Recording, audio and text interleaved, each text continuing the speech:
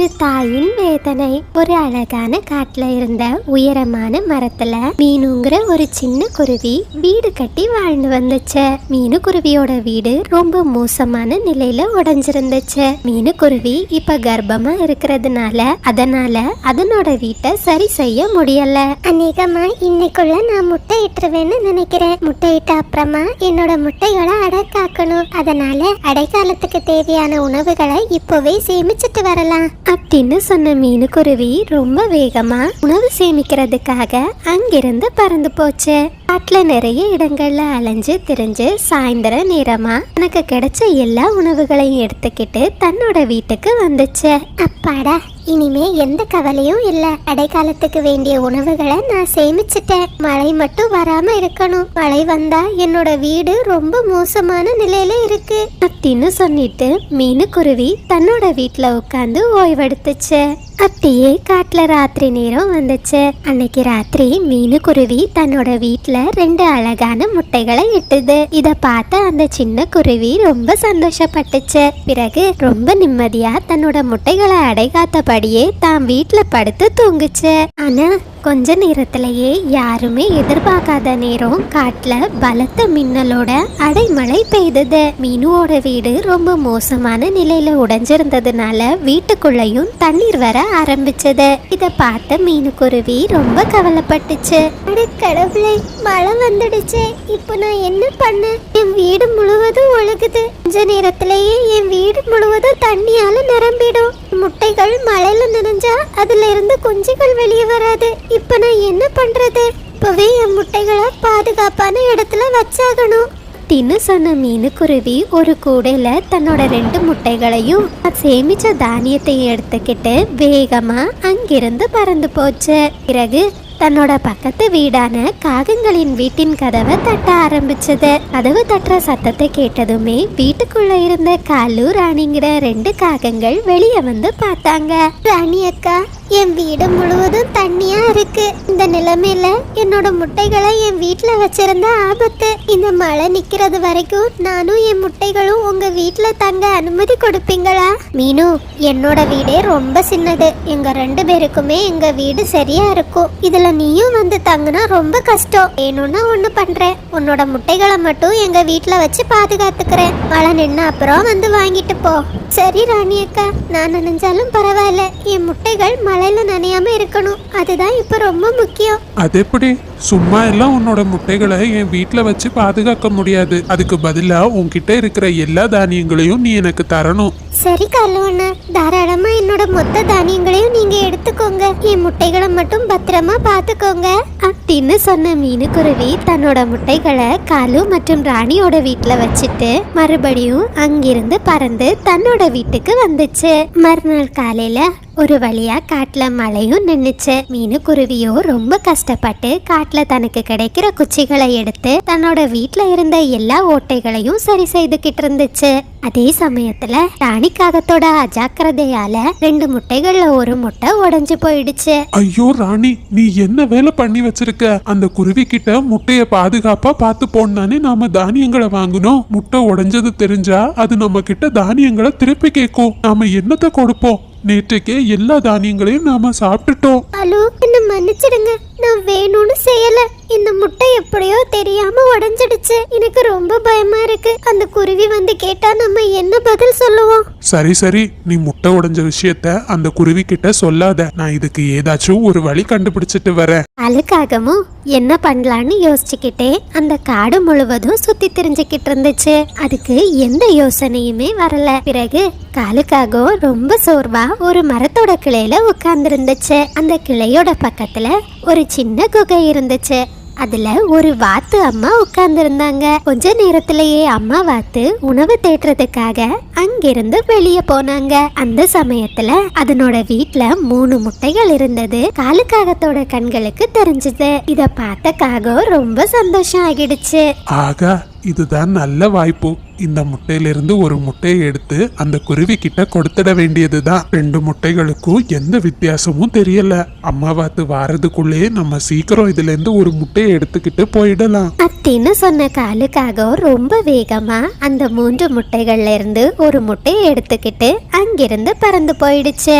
கலு, இது யாரோட முட்டை? இதை எங்க இருந்து எடுத்துட்டு வரீங்க? ராணி, அந்த குருவி வந்து கேட்டா இந்த முட்டையை கொடுத்துடு. முட்டை உடைஞ்ச விஷயத்த அந்த குருவி கிட்ட சொல்லாத. இது ஒரு வாத்தோட முட்டை. ஆனா கலு, முட்டையில இருந்து குஞ்சு வெளிவந்தா அந்த குருவிக்கு உண்மை தெரிஞ்சிடுமே. அது அப்புறம் பார்த்துக்கலாம். தற்போதைக்கு இந்த விஷயத்துல இருந்து தப்பிக்க இதான் ஒரே வழி. அதே சமயத்துல மீனுக்குருவியோ ரொம்ப கஷ்டப்பட்டு தன்னோட வீட்டை சரி செய்தது. பிறகு தான் முட்டைகளை வாங்குறதுக்காக காலு மற்றும் ராணியோட வீட்டை நோக்கி பறந்து போச்சு.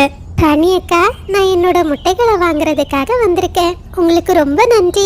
இவ்வளோ நேரம் என் முட்டைகளை நீங்க பாதுகாப்பா பாத்துக்கிட்டதுக்கு. ராணிக்காகவும் நடந்த உண்மையை மறைச்சு மீனுக்குருவி கிட்ட அந்த 2 முட்டைகளையும் கொடுத்துச்சு.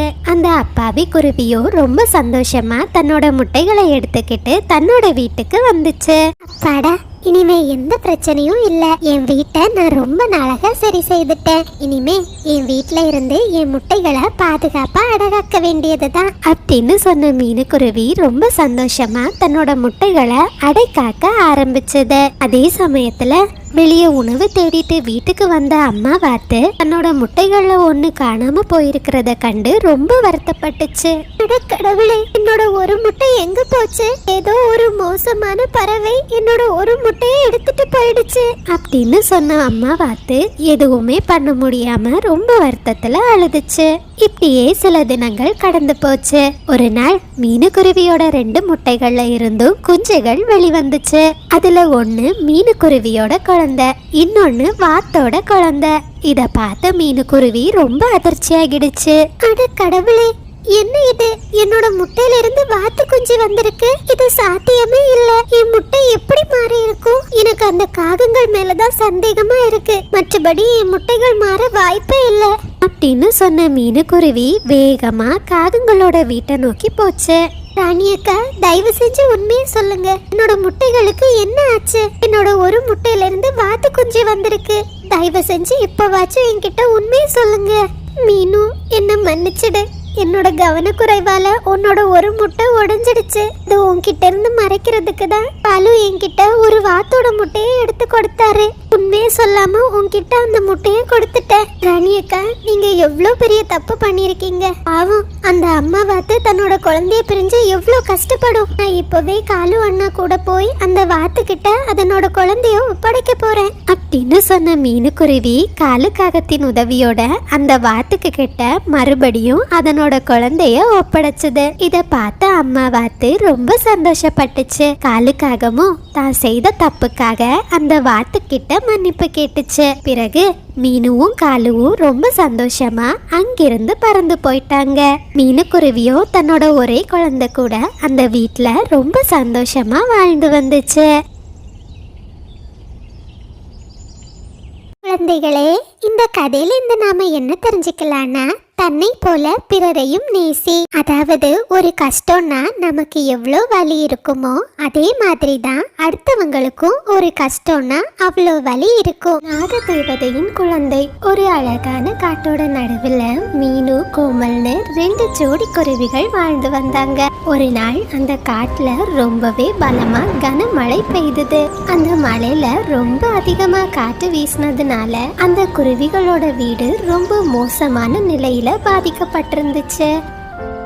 கோமல், நம்மளோட இந்த வீட்டை பாத்தீங்களா? நேத்து பெஞ்ச மழையில ரொம்ப மோசமான நிலையில உடைஞ்சு போயிருக்கு. நான் முட்டையிடுற நாட்கள் வேலை நெருங்கிக்கிட்டே இருக்கு. இந்த வீட்ல நான் முட்டையிட்டா அது நம்மளோட முட்டைகளுக்கு பாதுகாப்பா இருக்காது. ஆமா மீனு, நீ சொல்றதும் ரொம்ப சரி. நீ கவலைப்படாத. நாம வேற ஏதாவது ஒரு நல்ல மரத்தை பார்த்து நம்மளோட வீட்டை கட்டிக்கலாம். என் கூட வா, உனக்கு பிடிச்ச இடமா நாம தேடுவோம் அப்படின்னு சொல்லிக்கிட்டே 2 ஜோடி குருவிகளும் அங்கிருந்து பறந்து தான் வீடு அமைக்கிறதுக்கு ஏற்ற இடத்தை தேடினாங்க. மீனு, இந்த தென்னை மரம் அழகா இருக்குல்ல? இந்த தென்னை மரத்து மேல நம்மளோட புது வீடை கட்டுனா நம்ம வீடும் பாதுகாப்பா இருக்கும், நம்மளோட முட்டைகளும் பாதுகாப்பா இருக்கும். ஆமா கோமல், சரியா சொன்னீங்க.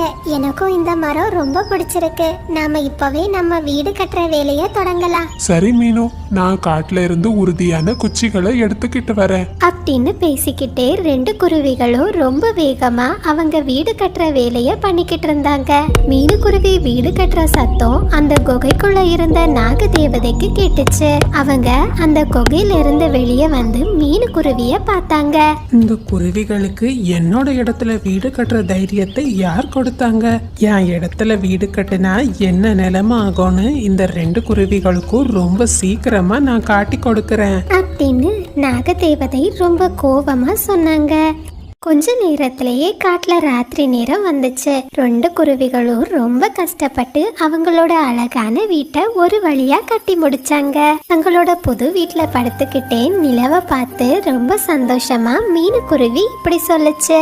கோமல், ஒரு வழியா நம்மளோட வீட்டை நாம கட்டி முடிச்சிட்டோம். இனிமே எனக்கு எந்த கவலையும் இல்ல.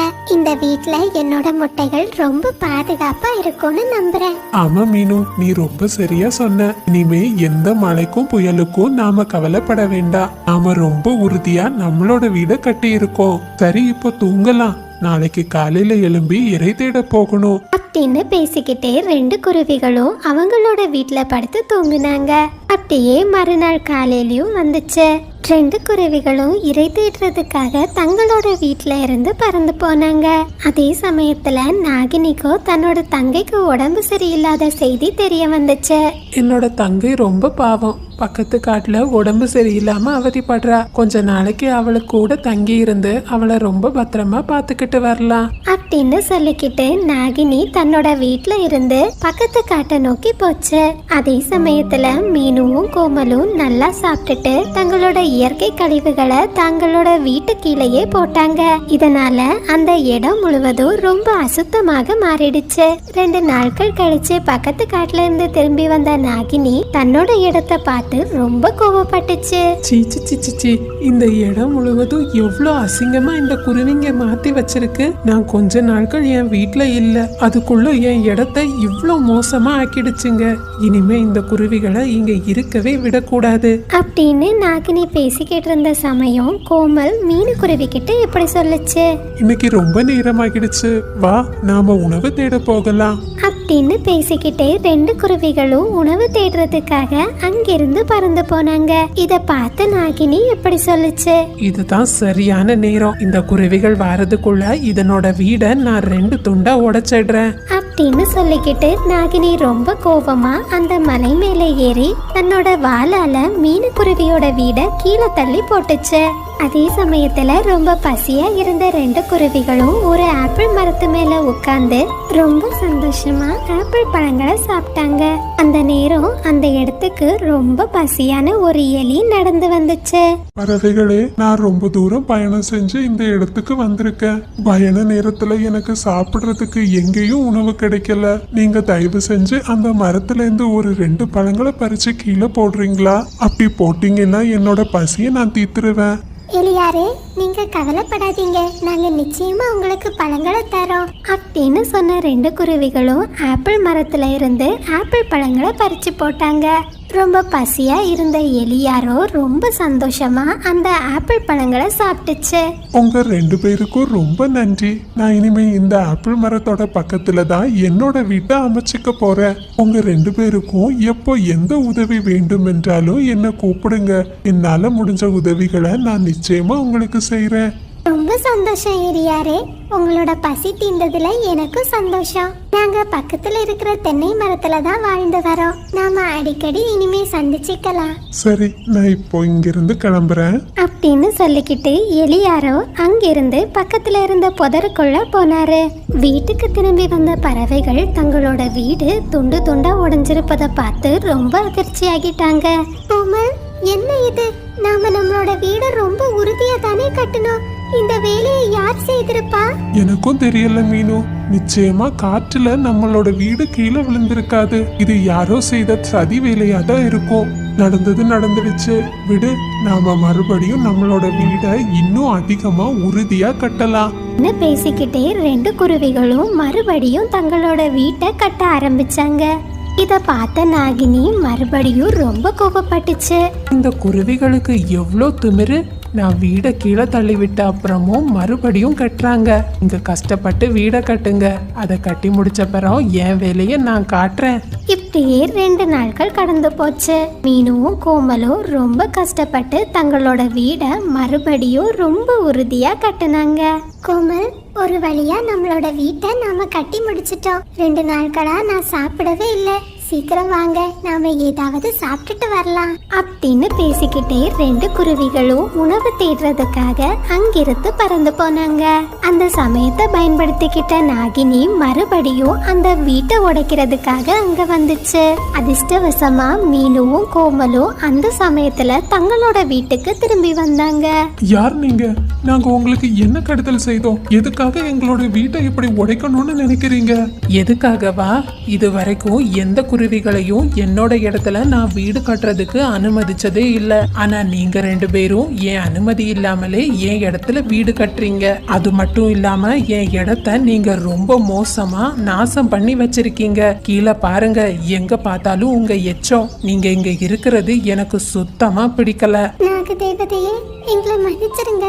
நிஜமா நீங்க இங்க இருக்கிற விஷயம் எங்களுக்கு தெரியாது. அது மட்டும் இல்ல, உங்க இடம் சுத்தமா இல்லைன்னு தானே எங்க வீட்டை அடிக்கணும்னு நினைக்கிறீங்க. நாளைக்கே இந்த இடத்த நாங்க 2 பேரும் ரொம்ப சுத்தமா மாத்திடுறோம். அது மட்டும் இல்ல, இனிமே உங்க இடத்துல நாங்க எந்த அசுத்தத்தையும் பண்ண மாட்டோம். அப்படின்னா சரி, நாளைக்குள்ள இந்த இடத்த நீங்க சுத்தம் பண்ணிட்டீங்கன்னா நான் உங்களை எதுவுமே செய்ய மாட்டேன் அப்படின்னு நாகதேவதை சொல்லுச்சு. மறுநாள் காலை விடியறதுக்குள்ளாகவே மீனுவும் கோமலும் அந்த இடத்த ரொம்ப சுத்தப்படுத்தினாங்க. இத பார்த்த நாகராணி ரொம்ப சந்தோஷப்பட்டாங்க. இந்த குருவிகள் சொன்னபடியே இந்த இடத்த ரொம்ப தூய்மையா மாத்திட்டாங்க.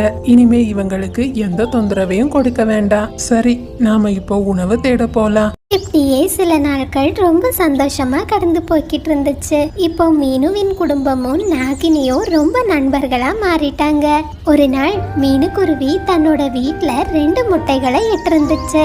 இத பார்த்த 2 குருவிகளும் ரொம்ப சந்தோஷப்பட்டாங்க. ஆகா மீனு, இப்ப நம்மளோட வாழ்க்கையில எல்லாமே ரொம்ப நல்ல விஷயங்களா நடக்குது. ஆமா கோமல், நீங்க ரொம்ப சரியா சொன்னீங்க. நாம இன்னைக்கு நம்மளோட வீட்ல இருக்கிறோம்னா அதுக்கு நாகினியும் ஒரு காரணம் தான். வாங்க, இந்த விஷயத்த நாம நாகினி கிட்ட சொல்லலாம் அப்படின்னு சொன்ன 2 குருவிகளும் ஒரு இனிப்பு கூடையை எடுத்துக்கிட்டு நாகினிய பாக்குறதுக்காக போனாங்க. நாகினி, நாகினி, வெளியே வாங்க, நான் மீனு வந்திருக்கேன். நாகினி. மீனுக்குருவி ரொம்ப நேரம் கூப்பிட்ட அப்புறமும் நாகினி வீட்டுக்குள்ள இருந்து வெளியே வரல. கோமல், என்ன ஆயிடுச்சு? நாகினி இன்னும் வெளியே வரல. எனக்கும் என்னாச்சுன்னு தெரியல மீனு. நேற்றிலிருந்தே நாகினிய நான் பார்க்கல. அவங்களுக்கு ஏதோ ஆபத்துன்னு நினைக்கிறேன். வா, நாம 2 பேரும் போய் நாகினிய தேடி பார்க்கலாம் அப்படின்னு பேசிக்கிட்டு 2 பறவைகளும் நாகினிய தேடி அங்கிருந்து பறந்து போனாங்க. வேடர்கள் விரிச்ச வலையில மாட்டிக்கிட்டு அதுல இருந்து வெளியே வர முடியாம நாகினி ரொம்ப கஷ்டப்பட்டுக்கிட்டு இருந்துச்சு. இத பார்த்த மீனும் கோமலும் ரொம்ப அதிர்ச்சி ஆகிட்டாங்க. கோமல், அங்க பாத்தீங்களா? நாகினியோட உயிருக்கே ஆபத்து வந்திருக்கு. நாம எப்படியாச்சும் நாகினிய காப்பாத்தி ஆகணும். மீனு, நீ கவலைப்படாத. உன்னோட எலி நண்பன் நினைச்சா கண்டிப்பா நாம நாகினிய காப்பாத்தலாம். அப்படின்னா சரி கோமல், வாங்க இப்பவே எலி நண்பன் கிட்ட போலாம் அப்படின்னு பேசிக்கிட்டே 2 குருவிகளும் வேகமா எலியோட வீட்டு பக்கம் வந்தாங்க. எலியாரே, எலியாரே, வெளியே வாங்க. எங்களுக்கு இப்ப உங்களோட உதவி தேவை. மீனுக்குருவி இப்படி கூப்பிட்டதுமே எலியாரும் தன்னோட வீட்ல இருந்து வெளியே வந்தாரு. மீனுக்குருவியோட வேண்டுகோளை ஏற்றுக்கிட்டு எலியாரும் அந்த வலைய தன்னோட பற்களால கடிச்சு நாகினிய அங்கிருந்து விடுதலை பண்ணாரு. நாகினியும் மீனுக்குருவி கூட ரொம்ப சந்தோஷமா தன்னோட வீட்டுக்கு வந்துச்சு. மீனு, உனக்கு ரொம்ப நன்றி. நீங்க 2 பேரும் இல்லைன்னா இன்னைக்கு அந்த வேட்டைக்காரங்க கண்டிப்பா என்ன பிடிச்சிருப்பாங்க. நாகினி, நன்றி எல்லாம் எதுக்கு? உங்களை காப்பாத்தினதுல எங்களுக்கும் ரொம்ப சந்தோஷம். இங்க பாத்தீங்களா, என்னோட வீட்ல நான் 2 முட்டைகளை இட்டிருக்கேன். இந்த சந்தோஷமான விஷயத்த உங்ககிட்ட சொல்லலாம்னு வரும்போதுதான் நீங்க வீட்ல இல்லாத விஷயம் எங்களுக்கு தெரிஞ்சது. அப்படியா? ரொம்ப சந்தோஷம். என்னோட உயிரை காப்பாத்தின இந்த முட்டைகளுக்கு என்னோட நாகமணியையே நான் பரிசா தரேன். மீனு, தயவு செஞ்சு என்னோட பரிசை ஏத்துக்கோ அப்படின்னு சொல்லிக்கிட்டு நாகதேவதை அந்த நாகமணிய மீனுக்குருவி கிட்ட கொடுத்தாங்க. பசங்களா, இதுல இருந்து நாம ஒரு உண்மையை புரிஞ்சுக்கலாம். நல்ல சிந்தனைகளையும் நல்ல செயல்களையும் நாம விதைச்சுக்கிட்டே இருந்தோம்னா அது முளைத்தா மரம், இல்லைன்னா உரம், ரெண்டுமே நமக்கு நண்பர்களே. இது சப்ஸ்கிரைபர் விருப்பத்திற்கான நேரம். ஹாய் லோகேஷ், ஹாய் இஃபர்ட், ஹாய் சந்தோஷ், ஹாய் தீக்ஷித், ஹரிஹரன், திவ்யஸ்ரீ, 2 குட்டீஸ்க்கும் ஒரு பெரிய ஹாய். நியா, யாஷிகா, 2 குட்டீஸ்க்கும் ஒரு பெரிய ஹாய். சுதர்ஷனா, திருக்குட்டி, 2 குட்டீஸ்க்கும் ஒரு பெரிய hi. Hi Paramasivam, hi Tamil Selvi, hi Haniya, hi Mahalakshmi, Jana, Suresh, Yashika, எல்லா குட்டீஸ்க்கும் ஒரு பெரிய ஹாய். கரண், முகிலினி, 2 குட்டீஸ்க்கும் ஒரு பெரிய ஹாய். ஹாய் கண்ணன், லியா குட்டி, மகதி, அருத்தேனில், வருண், ஜெசிகா, எல்லா குட்டீஸ்க்கும் ஒரு பெரிய ஹாய். ஹாய் கவியாலினி. நீங்கள் அனைவரும் அழைத்து வரும் அன்புக்கும் ஆதரவுக்கும் மிக்க நன்றி.